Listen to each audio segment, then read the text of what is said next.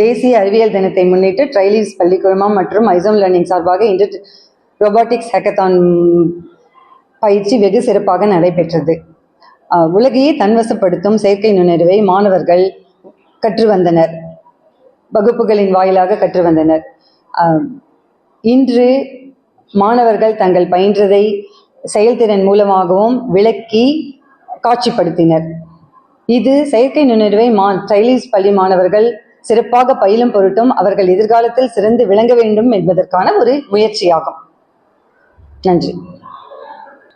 எத்தனை மாணவர்கள் பங்கேற்றாங்க? 250க்கும் மேற்பட்ட 3ஆம் வகுப்பிலிருந்து 8ஆம் வகுப்பு வரை உள்ள மாணவர்கள், 250க்கும் மேற்பட்ட மாணவர்கள் தங்கள் பயின்று வந்ததை காட்சிப்படுத்தினர்.